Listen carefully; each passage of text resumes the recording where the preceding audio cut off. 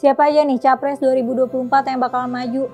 Udah pada tahu lah ya, ada 3 nama yang udah sah bakal maju ke Pilpres 2024. Ada Ganjar Pranowo, Anies Baswedan, dan Prabowo Subianto. Lembaga survei Poltreking Indonesia mengatakan elektabilitas Gubernur Jawa Tengah Ganjar Pranowo berpotensi mengalami kenaikan dalam waktu dekat. Masa iya? Terus untuk calon-calon yang lainnya ada siapa aja nih? Simak ulasan selengkapnya bersama aku Mela hanya di GeoLive Headline.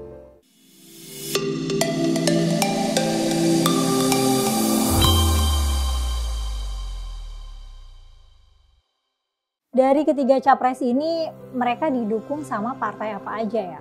Pertama kita bahas Ganjar dulu, karena kabarnya nih, Ganjar ini dinilai cukup kuat dibanding capres lainnya. Seperti yang udah kita ketahui, setelah selama ini masyarakat disuruh tebak-tebakan soal siapa calon presiden pilihan PDI Perjuangan, H-1 Lebaran kemarin di Istana Batu Tulis Bogor, Jawa Barat, Ketua Umum PDI Perjuangan Megawati Soekarno Putri akhirnya bikin shocking announcement yang mengumumkan Gubernur Jawa Tengah Ganjar Pranowo sebagai capres yang akan mereka usung di Pilpres 14 Februari 2024 nanti. Nah, pencalonan Pak Ganjar sebagai penerus Presiden Joko Widodo ini most likely udah 100%. PDI Perjuangan dapat privilege buat majuin sendiri capresnya tanpa harus koalisi sama partai lain lagi. Ternyata udah ada satu partai lagi yang mengikuti jejak PDI Perjuangan untuk mengusung Ganjar Pranowo sebagai calon presiden di 2024 mendatang, yaitu Partai Persatuan Pembangunan atau P3. Disampaikan oleh PLT Ketua Umum PPP Mardiono, pihaknya tuh udah menggelar countless rapat buat membahas persiapan menghadapi pesta demokrasi tahun depan.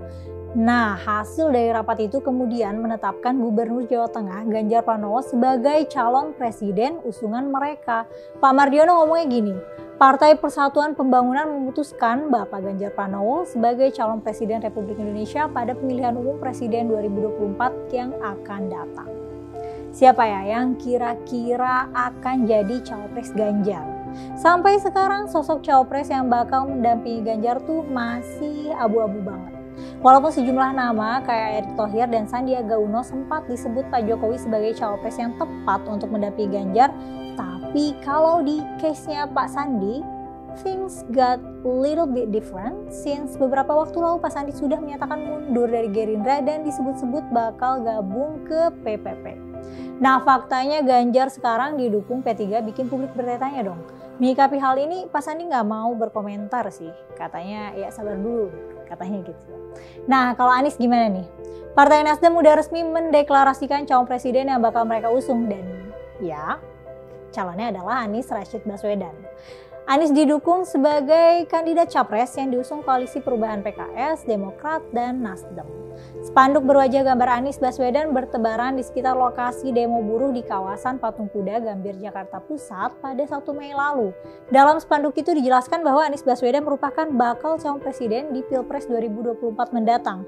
Berarti mungkin bisa diprediksi ya kalau para buruh akan mendukung siapa nih di Pilpres 2024 nanti. Sementara itu, Partai Gerindra menyambut baik keputusan politik Partai Kebangkitan Bangsa atau PKB yang mengusung Prabowo Subianto sebagai capres untuk Pilpres 2024. Kepala Badan Pemenangan Pemilu Presiden Partai Golkar Nusron Wahid menyebut bahwa wacana pembentukan koalisi besar saat ini tengah mengusulkan Prabowo Subianto sebagai capres di Pilpres 2024 dan juga mempertimbangkan Ketua Umum Partai Golkar Airlangga Hartarto sebagai cawapres. Nusron meyakini bahwa Prabowo akan menjadi sosok sentral yang akan menemukan titik tengah nama cawapres di antara Airlangga dan Muhaimin Iskandar. Menurut Nusron, Golkar saat ini mulai mempertimbangkan dukungan kepada Prabowo meski Munas telah memutuskan dukungan kepada Airlangga sebagai capres 2024. Siapapun capres-cawapresnya, salah satu hal yang mesti menjadi perhatian kita semua, siapakah dari pasangan tersebut yang memiliki visi membawa lompatan tinggi pada isu-isu yang krusial, misalnya perihal ketenagakerjaan di Indonesia. Visi ini penting banget karena menentukan nasib penduduk Indonesia ke depan. Dunia ketenagakerjaan adalah urusan yang sangat mendasar dalam sebuah negara karena menyangkut hidup matinya rakyat dalam mendapatkan nafkah hidup. Dalam data kependudukan per semester 1 tahun 2022 yang sudah diverifikasi Kemendagri, ada 204 juta penduduk potensial pemilih pada pemilu 2024 nanti. Selain itu, Ada isu lain juga, isu lingkungan.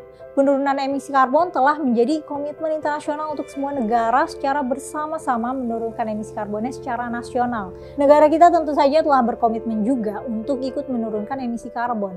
Yang paling penting buat kita adalah apakah calon presidennya itu punya komitmen lingkungan yang bagus atau enggak. Mereka peduli isu perubahan iklim atau enggak.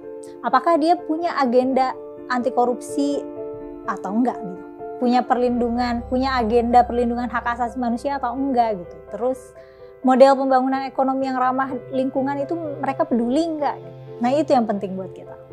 Komisi Pemilihan Umum RI menyebut bahwa pemilu 2024, komposisi pemilih dalam pemilu 2024 akan didominasi oleh kelompok usia muda rentang usia 17 hingga 40 tahun.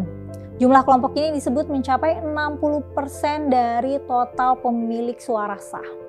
Jadi masa depan literally di tangan anak muda nih. Nah di antara 3 nama tersebut mana nih pilihan kamu? Tulis di kolom komentar ya. Dan kenapa kamu ngejagoin orang itu, calon itu.